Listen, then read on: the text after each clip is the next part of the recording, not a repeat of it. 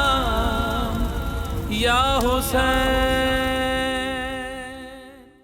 لا حول ولا قوة إلا بالله العلي العظيم حسبنا الله ونعم الوكيل نعم المولى ونعم النصير أعوذ بالله من الشيطان الرجيم بسم الله الرحمن الرحيم الحمد لله الذي يؤمن الخائفين وينجي الصالحين ويزع المستكبرين ويهلك ملوكا ويستخلف آخرين والصلاة والسلام على رسول ثقلين محبوب رب المشرقين والمغربين جد الحسن والحسين نبينا سيدنا بالقاسم محمد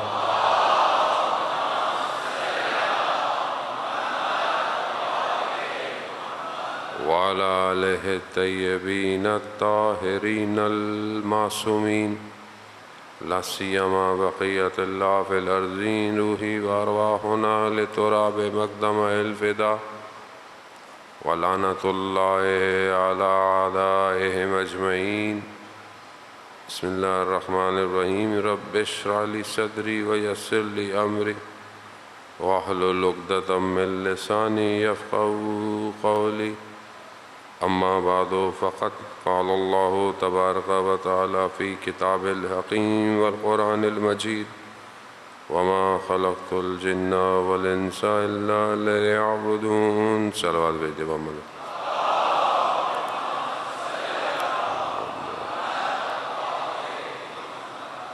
عزیزان سید الشہداء 5ویں محرم کی رات چند دنوں کا مہمان رہ گیا ہے زہرا کا لال کتنا انتظار کرتے ہیں محرم آئے گا کتنا انسان تیاری کرتا ہے فرش عزا بچھے گی مجلسیں ہوں گی ہم جائیں گے آدھے عاشورہ گزر گیا چند دن باقی ہیں پتہ بھی نہیں چلے گا لیکن اگر ہم اپنے امام تک نہ پہنچ پائے تو کارواں تو گزر جائے گا ہم رہ جائیں گے اور یہ کارواں جو 61 ہجری میں پہلے کربلا رکا ہے اور اس کے بعد جو چلا ہے تو آج تک چل رہا ہے جو ساتھ دیں گے وہ اس کاروان میں شامل ہوتے رہیں گے یہ کاروان سید الشہداء کا کاروان ہے یہ کاروان ان کا کاروان ہے جنہوں نے امام کے لیے خدا کے راستے پر جہاد کیا اب ہم بھی اپنی زندگی میں مختلف چیزیں گزار رہے ہیں عزیزان محترم ہم کس طرح اپنے آپ کو امام کے قریب کریں اور امام جو ہمارے وجودوں کو متحول کرنے دنیا میں آئے ہیں کون سی چیزیں رکاوٹ ہیں جو ہمیں امام تک پہنچنے نہیں دے رہی ماشاءاللہ آپ سب جوان ہیں اور دنیا کے معاملات آپ کے سامنے ہیں آپ واقف ہیں مختلف طریقوں سے ذہن کو تسخیر کیا جا رہا ہے یعنی ذہن کو کنٹرول کیا جا رہا ہے آپ اگر 61 ہجری کو کمپیئر کریں آج سے تو 61 ہجری میں دشمن نے ذہنوں کو کنٹرول کیا ہے آخر کیا وجہ تھی کہ یہاں ہزاروں کی تعداد امام کے سفیر کے پیچھے امام کے نمائندے کے پیچھے اور اچانک سے وہ تعداد ختم ہو گئی اچانک سے وہ تعداد غائب ہو گئی. کہاں چلے گئے لوگ؟ لوگ تو کوفہ میں تھے. تو یہ کیسے ہو گیا؟ یہ اہل کوفہ جو ہے وہ اتنی جلدی. تو یہاں دیکھیں ہم قرآن سے اگر مدد لیں تو قرآن جب بنی اسرائیل کا ذکر کرتا ہے تو بنی اسرائیل کون ہے؟ کہ قرآن سب سے زیادہ بنی اسرائیل کے واقعات بیان کر رہا ہے. حضرت موسیٰ علیہ الصلوۃ والسلام جو ہیں وہ کلیم اللہ ہیں اور اللہ سے گفتگو ہے، کلام ہے. اللہ نے بھی ان کے واقعات کو بہت بیان کیا ہے اور یہ سب واقعات عبرت کے لیے ہیں. یہ واقعات ہمیں جو ہے وہ عبرت کسے کہتے ہیں؟ عبرت عبور سے ہے. اور یعنی کہیں سے آپ گزر رہے ہیں. جب آپ کہیں سے گزر رہے ہیں تو آپ گزرتے وقت کیا مشاہدہ کر رہے ہیں؟ کیا دیکھ رہے ہیں؟ ایسے گزر جائیں گے؟ نہیں. یعنی آپ کو زندگی میں عبرت لینی. نہج البلاغہ، خوب یہ نہج البلاغہ کیا ہے؟ نہج البلاغہ کلام امیر ہے. کلام امیر اگر آپ خطبوں اور لیٹرز دیکھیں، امام نے اپنے گورنروں کو لیٹر لکھے ہیں، اپنے اصحاب کو لیٹر لکھے ہیں، اور بھی لوگوں کو لیٹر لکھے ہیں. ایک لیٹر میں امام نے جو ہے وہ یہ بیان کیا ہے، حارث ہمدانی کو امام نے جو لیٹر لکھا ہے اس میں امام نے کہا ہے حارث کو مخاطب کرتے وقت کہ جو چیزیں تاریخ میں ہو چکی ہیں نا وہ دوبارہ ہوں گی، دوبارہ ریپیٹ ہوں گی. تو تمہیں گزشتہ لوگوں سے عبرت لینی ہے. اور عبرت جو ہے وہ ایسے نہیں آتی ہے کہ آپ فوراً عبرت کو حاصل کر لیں. نہیں، عبرت حاصل کرنے کے لیے انسان کو فہم ہونا پڑتا ہے. یعنی ان سے سمجھ بوجھنے کی صلاحیت تو ہو جو عبرت لے. وہ بچہ جو ہے وہ عبرت نہیں لے پاتا. بچہ پلگ میں انگلی ڈالتا ہے، اس کو کرنٹ لگ جائے، کچھ بھی جائے، آپ اس کو منع کریں، بچہ ہے، کیونکہ اس کے اندر ابھی جو ہے وہ صلاحیت نہیں ہے کہ وہ چیزوں کو کمپائل کر سکے. ابھی اس کے اندر اتنی سارے وہ ٹچ کر کے چیزوں کو محسوس کرتا ہے، لگ جائے تھوڑا سا پیچھے ہو جائے گا پھر دوبارہ چلا جائے گا. لیکن عبرت کے لیے فہم ہونا چاہیے. انڈرسٹینڈنگ علم کی طرف متوجہ کرتی ہے. جب آپ انڈرسٹینڈ کر سکیں، مثلا ایک بچہ ہے اس کی سمجھنے کی صلاحیت کم ہے تو آپ اس کو کچھ بھی پڑھاتے رہیں اس کو سمجھ نہیں آئے گا. بچے ہوتے ہیں، اسپیشل چائلڈ ہوتے ہیں، ذہن انسان بڑا ہو جاتا ہے مگر ذہن بالغ نہیں ہوتا. خوب کیوں؟ کیونکہ اس کے اندر آپ پینیٹریٹ بات نہیں کر. جس طرح بڑھتا ہے فہم بڑھتا ہے، انڈرسٹینڈنگ بڑھتی ہے، علم پرسیو ہونا شروع ہو جاتا ہے، باڈی علم حاصل ہوتا ہے. علم جب بڑھتا ہے تو پھر انسان بصیرت کی طرف جاتا ہے. علم انسان میں بصیرت پیدا کرتی ہے. بصیرت کیا؟ خوب علم تو بہت سارا ہے، جانتے بہت سارے ہیں، لیکن بصر جو انسان اپنے اندر کی آنکھ سے چیزوں کو اینالائز کرتا ہے وہ ہر کسی میں نہیں ہوتی. وہ ایک بنی اسرائیلی کے بیچارے علماء کے واقعات ہیں. ہمارے والے تو سارے علماء ماشاءاللہ بہت ہی کمال پر ہیں، ان کے کیا واقعات آپ کو بیان کریں. بنی اسرائیل والے ہمیں کچھ کہیں گے نہیں، اس لیے انہیں کے علماء کے واقعات آپ کو بیان کر دیتے ہیں. جانے محترم، عالم تھا اللہ دو، ایک عابد ہے ایک متفکر ہے. اللہ نے جو ہے وہ دونوں کو ٹیسٹ کیا اور حضرت موسیٰ کو دونوں کے پاس بھیجا کہ چھپ کر دیکھنا کہ ان میں سے بہتر کون ہے.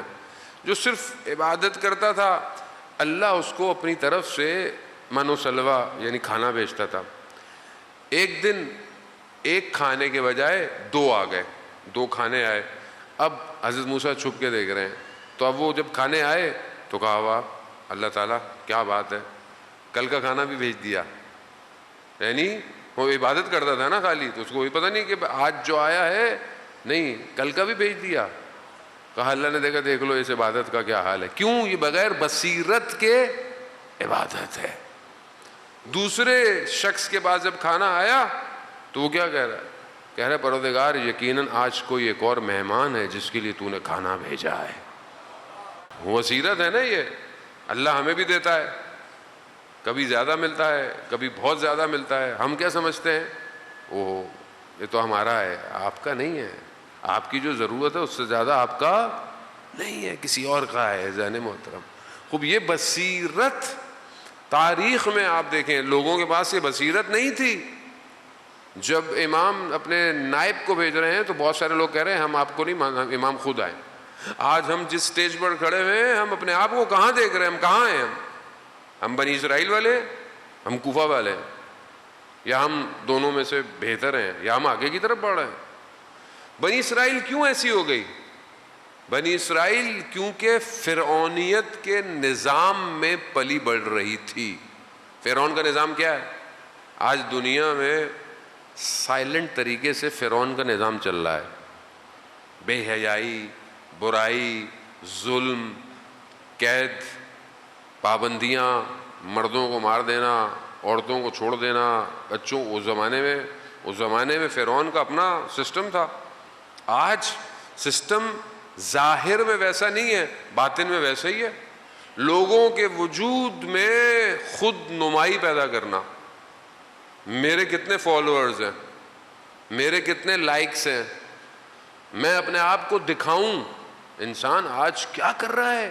صرف دکھانے کے لیے اپنے گھر کی باتیں، اپنے کمرے کی ویڈیو، اپنی پرائیویٹ چیزیں، ہر چیز کیوں ڈال رہا ہے؟ اصل کیا پرابلم ہے اس کو؟ کیونکہ فرعونیت کے نظام نے ظاہری حیا کو بھی کھینچ لیا ہے.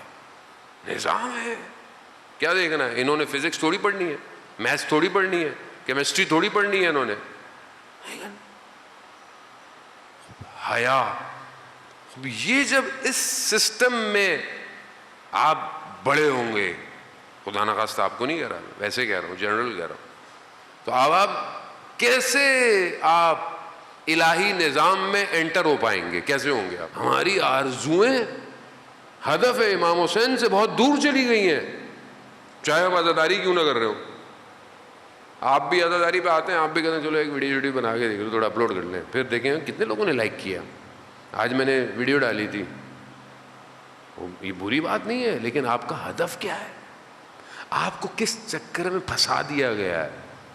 کس چیز میں گریب کر لیا گیا ہے؟ یہ سسٹم کوفہ میں جو ابن زیاد ملعون نے جو پینیٹریشن کی ہے، جو میڈیا وار چلائی ہے، اس نے حضرت مسلم کو اکیلا کر دیا. اس کو سمجھنے کی ضرورت ہے کس طریقے سے وہ آیا. پہلی اسٹریٹجی ابن زیاد کی کیا تھی؟ محروپیہ، روپ بدل کر آنا، سچ نہیں بتانا. کس طرح آیا وہ؟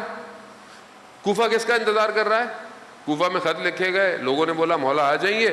کوفہ کس کا انتظار کر رہا ہے؟ امام کا. کس حلیے میں آیا؟ مقدس حلیے میں کوفہ میں انٹر. کیا ہوا؟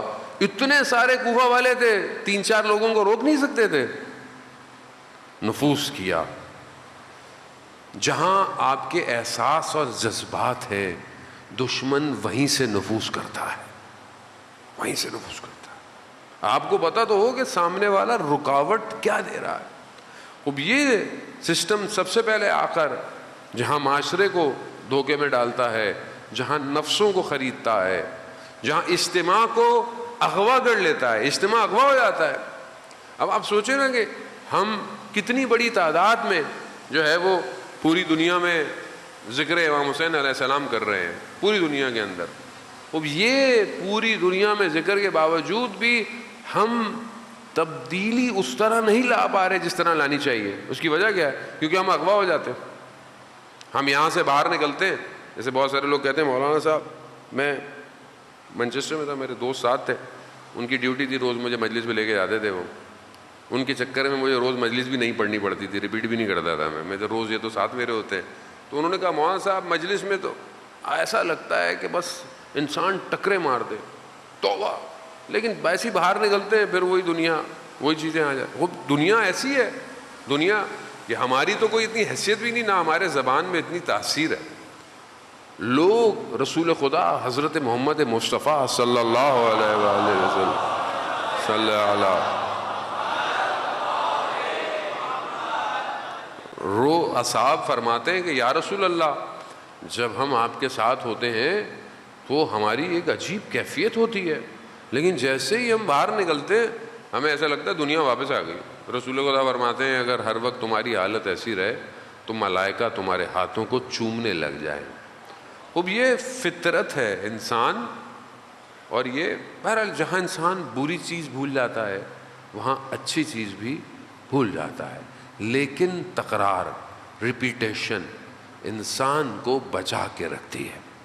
اسی لیے 5 وقت کی نماز ایک چھوڑ دو گے، دوسری چھوڑ دو گے، تیسری چھوڑ دو گے، چوتھی چھوڑ دو، 5ویں تو پڑھو گے، آج چھوڑ دو گے کل تو پڑھو گے۔ کیوں رکھی ہے؟ ہفتے میں ایک دن عبادت نہیں ہے، اسی لیے عزاداری بھی ہر وقت ہے۔ آپ کا اپنا بھی کوئی مر جائے حسین کو یاد کرو، کیوں؟ کیونکہ حسین کو بھولنا نہیں ہے ظالم، اور یہ ہمارا اس میں کوئی کمال نہیں ہے۔ اب یہاں یہ بہت امپورٹنٹ ہے کہ وہ چیز جو انسان کو سب سے پہلے توڑتی ہے وہ یہی ہے کہ انسان علم اور فہم اور دین کی طرف محنت نہیں کر رہا۔ ہم جن لوگوں کا ذکر کر رہے ہیں، جن لوگوں کے لیے آج آئے ہیں عزیزان محترم، میں نے آہستہ آہستہ اسٹیپ آپ کی خدمت میں بیان کیے کہ ہم کس طریقے سے جو ہے وہ اپنے قلب کو روشن کریں۔ قلب کو روشن کرنے کے لیے ظاہر ہے عقل جو ہے، خداوند متعال نے عقل کو 75 لشکر دیے ہیں۔ حدیث عقل و جہل جو ہے اس میں اللہ نے عقل کو لشکر کیا ہے؟ شجاعت، صبر، استقامت، ایمان، یہ سب عقل کے لشکر ہیں۔ اور عقل ان لشکروں کے ساتھ، کیوں اللہ نے عقل کو اتنی بڑی چیز دی ہے؟ کیونکہ اللہ نے جو بھی عقل کو دیا عقل نے اس کو قبول کر لیا ہے، اور عقل جو ہے وہ انسان کو آگے کی طرف بڑھاتی ہے۔ لیکن میں نے پہلے بھی آپ کو بتایا تھا عقل صرف ادراکات رکھتی ہے، درک کرتی ہے، دیکھتی نہیں ہے۔ دیکھتا قلب ہے انسان کا، لیکن اب اس قلب کو روشن کرنے کے لیے انسان کو محنت کرنی ہے۔ پہلی چیز علم ہے، فہم ہے۔ وہ معاشرہ جو کتاب دوست نہ ہو وہ معاشرہ ترقی نہیں کرتا، اور بہت جلدی ایسے معاشرے پر جھولا کا طبقہ حاکم ہو جاتا ہے۔ یعنی کون؟ یعنی جاہل لوگ حاکم ہو جاتے ہیں۔ کیوں؟ کیونکہ معاشرہ علم دوست نہیں ہے۔ معاشرہ علم کیسے آئے گا؟ علم تبھی آئے گا کہ جب آپ مطالعہ کریں گے، پڑھیں گے۔ ہمارا مطالعہ کتنا ہے عزیزان محترم؟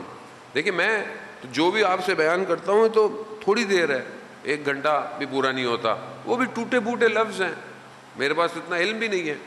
لیکن اگر آپ خود رشد کرنا چاہتے ہیں تو آپ کو اپنی زندگی میں مطالعے کے اصول قائم کرنے پڑیں گے، اور خاص طور پہ جوان ہیں آپ۔ میں نے کل آپ کو بتایا کہ ہماری زندگی میں ایک جو چیز ہے وہ فرصت ہے، اپرچونٹی ہے۔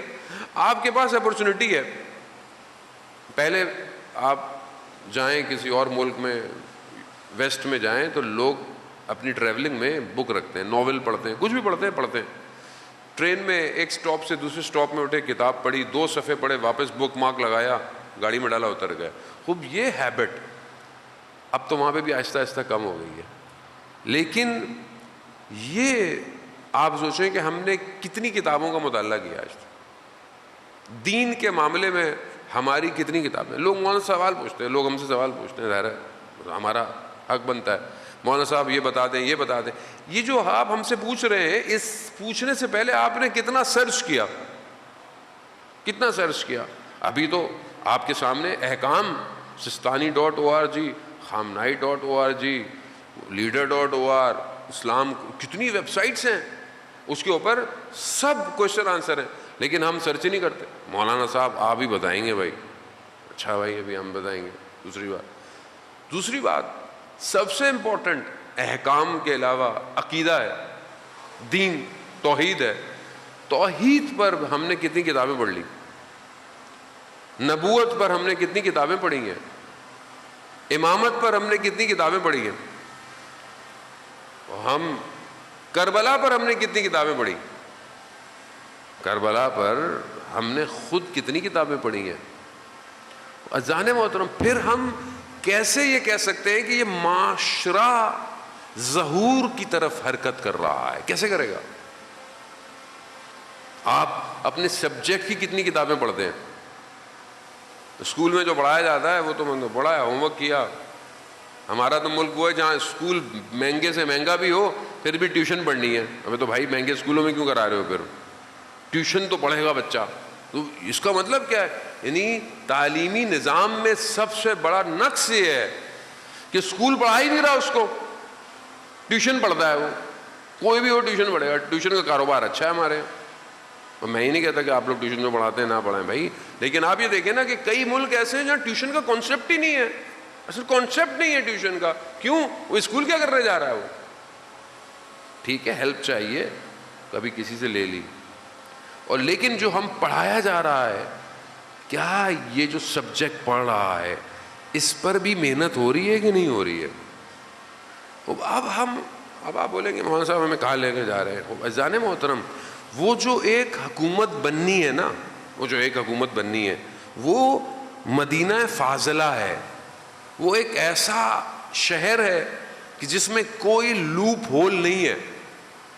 وہ جو آئی ٹی کے لوگ بیٹھے نا، تو آپ کو پتا ہے کہ فائر وال بنائی کیوں جاتی ہیں، ساری چیزیں کیوں بنائی جاتی ہیں کہ کوئی بگز نہ آئے، کوئی اٹیک نہ کرے. بینکنگ سسٹم جتنا بھی آن لائن ہوتا ہے وہ سب اسٹرانگ فائر وال پہ بنا ہوا ہوتا ہے کہ کوئی گھس کر ڈیٹا انکرپٹ نہ کر لے، ڈیٹا چوری نہ کر لے. وہ آپ بھی اینٹی وائرس ڈالتے ہو کہ کوئی مال ویئر نہ آ جائے، اسپائی ویئر نہ آ جائے، اندر نہ گھس جائے، موبائل کو خراب نہ کر لے. خوب کیوں ہے یہ سب؟ وہ جو شہر ہوگا نا وہ بہت فائر وال پروف ہے. وہ فائر وال پروف اس میں نہیں ہے کہ کوئی اس میں گھس نہ پائے، جس میں بھی نقص ہوگا وہ اس شہر میں جا ہی نہیں پائے گا. اور یہ نقص یہاں ہے، یہاں جس میں کینہ ہوگا وہ امام کی حکومت میں داخل نہیں ہو پائے گا. جس میں بغض ہوگا، جس میں منافقت ہوگی نہیں جا پائے گا. جس میں جہالت ہوگی نہیں جا پائے گا. جو اپنی طرف متوجہ نہیں اور دوسروں کی طرف انگلیاں اٹھاتا ہوگا وہ نہیں جا پائے گا. وہ آپ دیکھیں اب یہ علماء کی زندگی کی طرف متوجہ ہوں. واقعہ میں پہلے آپ کی خدمت میں بیان کر چکا ہوں کہ انسان خوب پہچانا جاتا ہے. خاص طور پہ جوانوں کے لیے کتاب جو ہے وہ چند کتابیں جو ہیں وہ طالب علموں کے لیے تو بہت ضروری ہیں پڑھنا، لیکن عام جوانوں کے لیے بھی ہے کہ بہرحال انسان، کیونکہ جب تک آپ کا انٹرنل سافٹ ویئر ٹھیک نہیں ہوگا آپ ایکسٹرنل کچھ نہیں کر سکتے. انٹرنلی کمزور تھے، ابن زیاد نے تلواروں کو سونوں سے خرید لیا. انٹرنلی مضبوط ہوتے تو کھڑے رہتے، کٹ جاتے، مر جاتے، امام کے لیے کھڑے رہتے. یہ انٹرنل ہے. یہ مجلس حسین سے اٹھ کے آدمی جائے اور واپس میں چلتے والے کو دو لگا دے، منہ سے لگا، پٹو کہاں سے آ رہا ہو؟ مجلس سے آ رہا ہو. سبیل لگائی ہوئی ہے، 3 بج رہے ہیں رات کے، کوئی بھی نہیں ہے سبیل پہ، اونچی آواز میں نوحے چل رہے ہیں. یہ امام حسین کے ماننے والے ہیں. یعنی حسین کو نہیں سمجھے. یعنی آپ دنیا کو کیا دکھانا چاہ رہے ہو؟ یعنی ہم محرم میں ہم کچھ بھی کریں گے. ابے بھائی کیا مطلب کچھ بھی کریں گے؟ لوگوں کو کھینچو اپنی طرف، ریپیل کر رہے ہو. مجھے کئی لوگ بعضوں کا بیچارے لوگ ڈرتے ہیں، کسی کو کچھ بول دو کہتے ہیں لو بھائی آزاداری کی دشمن ہو. بھائی بیچارے لوگ اپنے اپارٹمنٹ سے لوگوں نے مجھے ویڈیو بنا کے بھیجی ہیں. مولانا صاحب دیکھیں کوئی بھی نہیں کھڑا ہوا، دریاں بھی نہیں بچھی ہوئی ہیں، بس 2-4 کناتیں لگی ہوئی ہیں اور 3 بج رہے ہیں. دیکھیں اب کوئی بوڑھا ہے، کوئی بزرگ ہے. عزیزان محترم معاملہ بہت نازک ہے. امام حسین تک پہنچنا آسان نہیں ہے. اپنی ذات سے گزرنا پڑتا ہے. جو اپنے آپ کو فنا کرے گا وہ حسین تک پہنچے گا. جہاں میں ہوں، جہاں میری باتیں ہوں، وہاں امام حسین نہیں آ سکتا. یہ قلب بہت پاک ہے. اسی کی تو اصلاح کرنی ہے, مجلس ہے اس لیے. میں اپنی اصلاح کے لیے آتا ہوں. میں خود مجلس نہ پڑھوں میں مر جاؤں گا. وہ چند دن گزرتے ہیں میں کہیں ٹریول نہ کروں, میرے گھر والے میرے چہرے پر پریشانی دیکھتے ہیں, تو وہ کیا کہتے ہیں, اب آپ بہتری یہ چلے جائیں تو اچھی بات ہے کہیں نہ کہیں, کیونکہ آپ کے حالات ہمیں اچھے. کیوں؟ کیونکہ رزق کے معنوی ذکر حسین ہے, وجود کو ذکر چاہیے.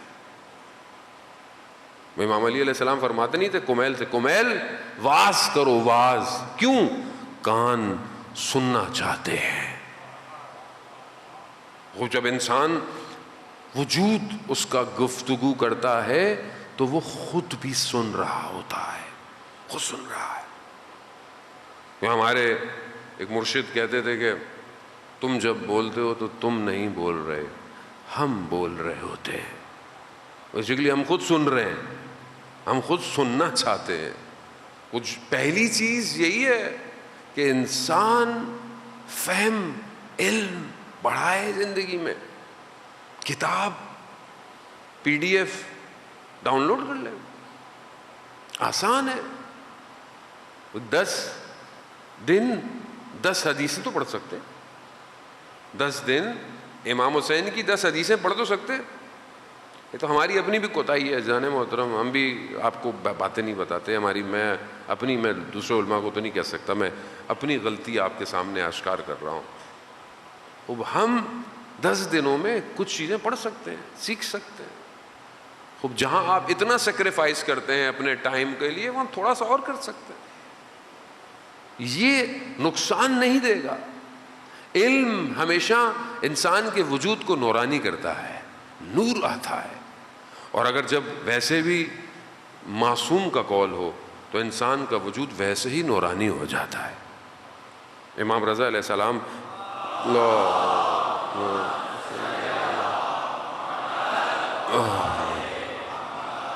امام رضا فرماتے ہیں کہ تم ہمارے کلام کو لوگوں تک پہنچا دو, ہم جانیں اور لوگ جانیں. اور یہی امام فرماتے ہیں کہ مجھے مشہد سے بڑی محبت ہے. ویسے تو ہر حرم سے محبت ہے, لیکن مشہد کی ہوا کچھ الگ ہی ہے. ویسے امام فرماتے ہیں کہ تم اللہ کی طرف سے, کہ تم اگر اللہ کے کم دیے ہوئے پر راضی ہو جاؤ تو خدا تمہارے کم عمل کو بھی قبول کر لے گا. یہ انسان خوب طلب تڑپ ضروری ہے جان محترم. ایک عالم دین جن کو اللہ نے توفیق دی ہوئی تھی کہ وہ حرم میں سحر کی اور فجر کی نماز پڑھا کرتے, 2 گھنٹے کہتے ہیں کہ تہجد پڑھا کرتے تھے. 2 گھنٹے تہجد. خدا ہمیں بھی جو ہے وہ اس سحر میں خدا کلام کرنے کا رزق عطا فرمائے. تہجد پڑھا کرتے تھے. بیمار ہو گئے, مریض ہو گئے, شدید مریض ہو گئے, ہاسپٹل چلے گئے. اب خدا جو ایک توفیق تھی جو ہر روز مشہد میں امام کے حرم میں جانے کی, اب وہ کم ہو گئی. تو بڑا گریہ کیا انہوں نے کہ پاؤں میں شدید درد, نہیں جا سکتے. تو بہرحال توسل کیا امام سے, بیداری میں یا سوتے میں. آیت اللہ شمس الدین آغا ہاشمی نژاد سے اس واقعے کو بیان کرتے ہیں, کہتے ہیں کہ انہوں نے دیکھا کہ ایک باغ ہے اور باغ میں امام رضا علیہ السلام بیٹھے ہوئے ہیں اور باغ میں خوبصورت پھول ہیں. انہوں نے ایک پھول توڑا اور مجھے دیا اور پھر اپنے ہاتھ کو میرے ٹانگ پر جو ہے وہ لگایا. اچانک سے پھر میری آنکھ کھل گئی تو میں نے دیکھا کہ میرا درد ختم ہو گیا ہے اور پھول میرے ہاتھ میں ہے.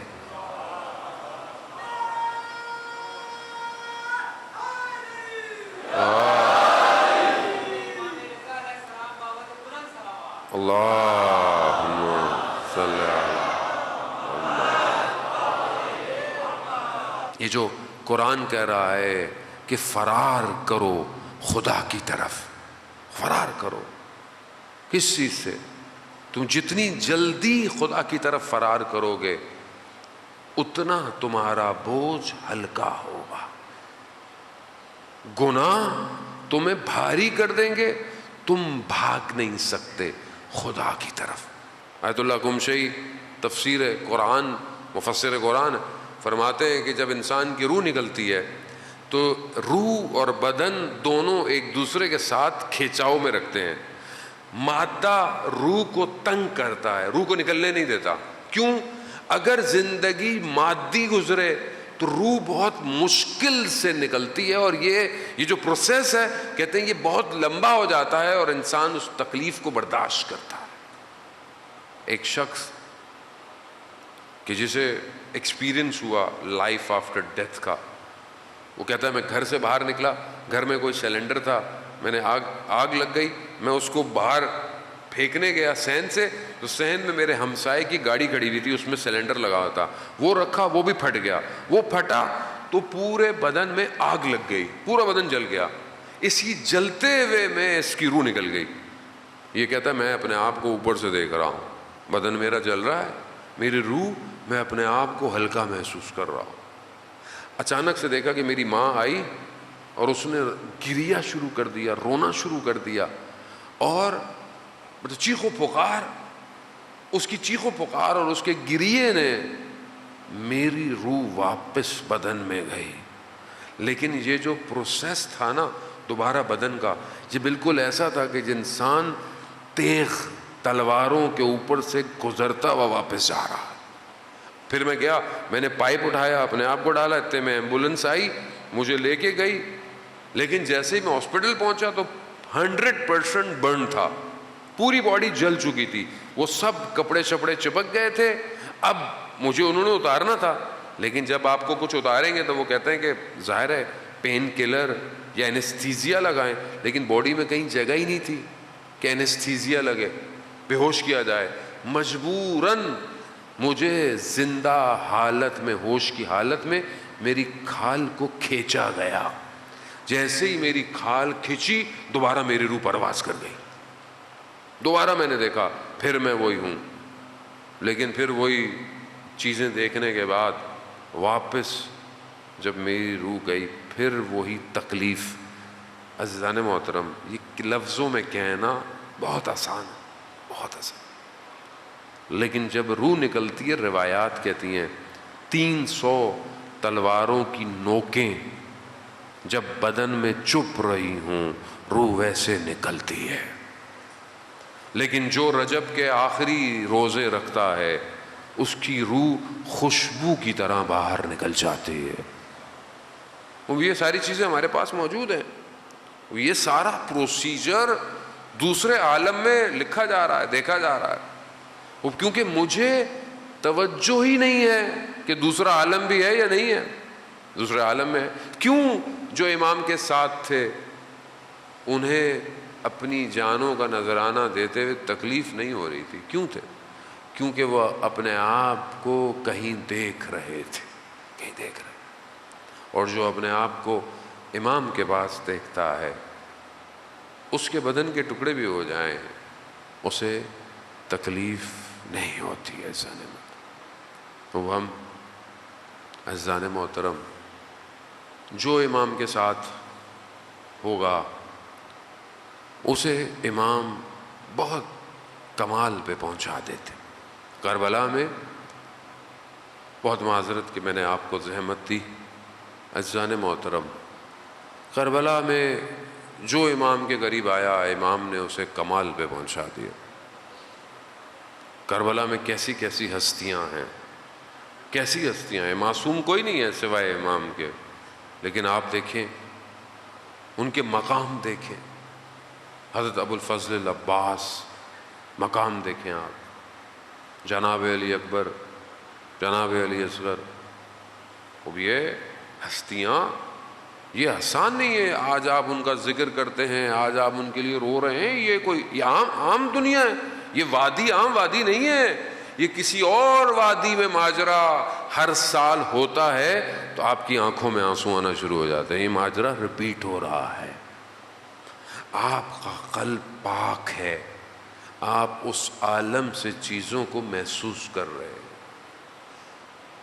رونا گریہ کرنا میڈیکلی پروسیجر ہے،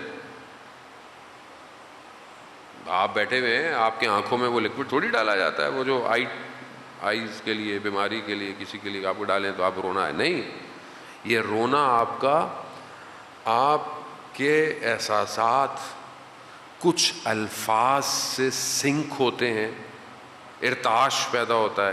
یہ ارتعاش آپ کے باطن قلب میں جاتا ہے. یہ جب آپ کے باطن قلب میں جاتا ہے تو منظر کشی ہونا شروع ہو جاتی ہے. یہ منظر کشی کسی اور عالم میں ہے. یہ منظر کشی جب ہوتی ہے تو فیومز آپ کے قلب سے اٹھنا شروع ہوتے ہیں. باڈی کا جو سسٹم ہے وہ آپ کے قلب کی اطاعت کرنے لگتا ہے اور آپ کی آنکھیں نم ہونا شروع ہو جاتی ہیں. اور یہ آنسو عام آنسو نہیں ہے. اس ایک آنسو کی قیمت قیامت والے دن آپ کو پتہ چلے گی. ایک آنسو, یہ بڑا پروسیجر ہے, بڑا سسٹم ہے. دنیا اس کو سمجھ نہیں پائی. فرقے جنہوں نے جنہیں خدا کا نہ پتا ہو, جنہیں رسول کا نہ پتا ہو, انہیں گریے کا کیا پتا. وہ جو کہتے ہیں رونا حرام ہے تو فلانا ہے, یہ انہیں کیا پتا رسول کسے کہتے ہیں. جو رسول امام حسین کی ولادت پہ خود روئے ہوں, میری آپ کی حیثیت. عزیزان موت, ایک اور ہستی کربلا میں ایسی ہے کہ جس کا وجود نہ ہوتا تو کربلا نہیں ہوتی. فارسی کے اندر مصرع ہے, کربلا میں ماند اگر زینب نہ بھوت. کربلا میں رہ جاتی, کربلا رہ جاتی کربلا میں اگر زینب سلام اللہ علیہا نہ ہوتی. بس یہ چند مصائب کے جملے. عزیزان محترم, آج ان کو رونا ہے جن پر بی بی زینب نے کربلا میں گریہ نہیں کیا گریہ. 28 رجب کے واقعہ میں نے آپ کی خدمت میں پہلے بھی بیان کیا, کس طرح بی بی زینب نکلی ہیں, اپنے بھائی کے ساتھ تیار ہو رہی ہیں, جا رہی ہیں, اپنے شوہر سے اجازت لی, بچے دے دیے گئے کہ بچوں کو لے جاؤ, جب وقت پڑے تو ان کو قربان کر دینا. بس سارے راستے بی بی زینب اپنے بھائی کے ساتھ, اپنے بھائی سے دور نہیں ہوئی. عجیب محبت ہے بہن بھائیوں کی, عجیب محبت. بھائی کے لیے پریشانی, بھائی کے لیے اضطراب. شب عاشور بھی بی بی زینب اپنے بھائی کے لیے پریشان ہے. بھیا یہ اصحاب کل آپ کا ساتھ دیں گے یا نہیں دیں گے, کیونکہ ماں کی ایک نشانی تو رہ گئی ہے. اب اس نشانی کو کیسے زینب چھوڑ دے. اللہ اکبر. ہاں عزیزان محترم, شب عاشور ہر ماں اپنے بچوں کو تیار کر رہی ہے. کربلا کی ماؤں کو سلام کہ جنہوں نے تشنگی اور پیاس اور غربت اور دشت کربلا کے باوجود اپنے بچوں کو تیار کیا. کسی ماں نے یہ بہانہ نہیں دیا کہ مطلب ہم کیسے تیار کریں. نہیں, ہر ماں رات کو اسی امید پر ہے کہ صبح اس کے جگر کے ٹکڑے امام پر قربان ہو جائے. بی بی زینب بھی اپنے بچوں کو رات کو یہی وصیت کر رہی, بیٹا صبح اپنے ماموں پر قربانی دینی ہے. امام نے اجازت دی, جاؤ. اون و محمد گئے. جنگ آپ سنتے رہتے, میں تو اتنا بہرحال مقتل اور رجس نہیں پڑھ پاتا. جعفر طیار کے پوتے ہیں, حیدر کرار کے نواسے ہیں, جنگ تو جانتے تھے. دونوں نے خطرناک وار کیا. ایک میمنہ میں میسرہ پہ کہتے ہیں ایسا وار کیا دشمن کو پلٹ دیا. لیکن بچے تھے اور پیاسے بھی تھے. لڑتے لڑتے چھوٹا بھائی گر گیا. جیسے ہی چھوٹا بھائی گرا نا تو بڑا بھائی تیزی سے اس کے پاس آیا. محمد ہم بھی آ رہے ہیں. تھوڑی دیر ہوئی اون بھی اپنی سواری سے گر گئے. گرے جیسے ہی گرے کہا مولا ہمارا آخری سلام ہو. زینب کی قربانی. عزاداران محترم مقاتل کہتے ہیں. پھر آپ جانتے ہیں نا کہ یہ بہت سارے باتیں جو ہیں وہ خود آپ تصور کریں.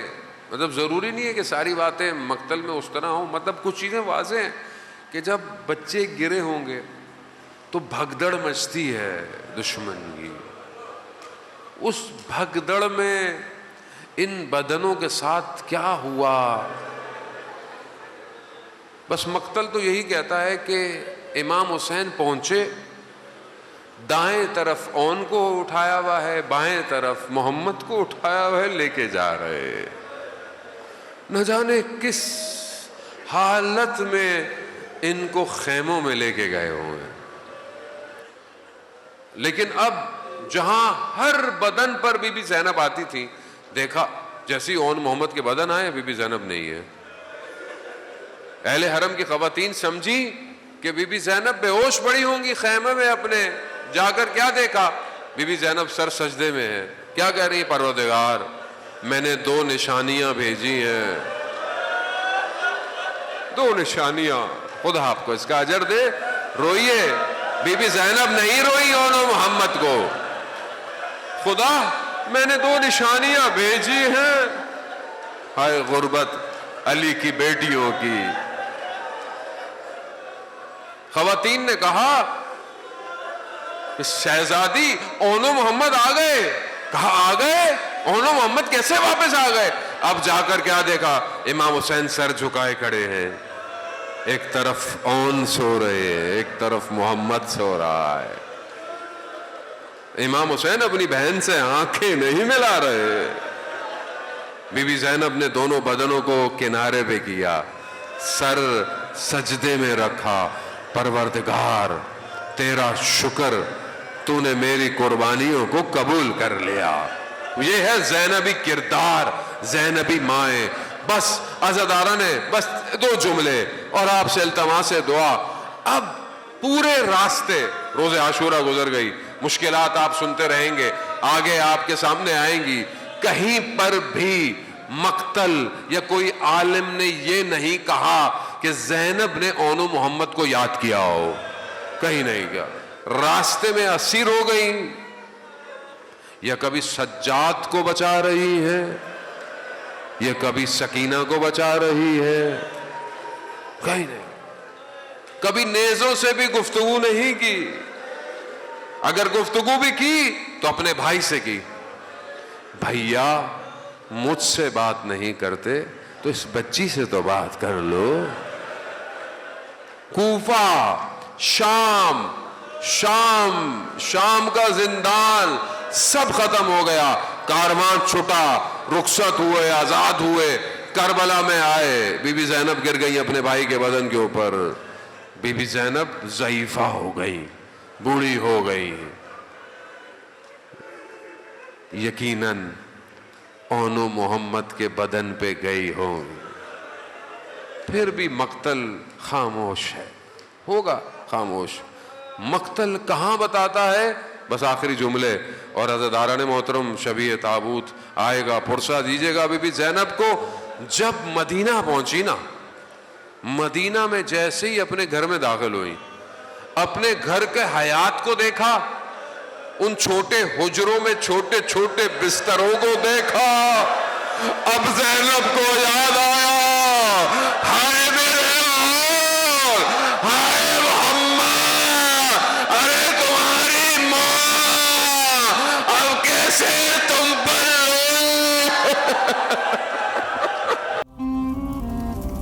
یا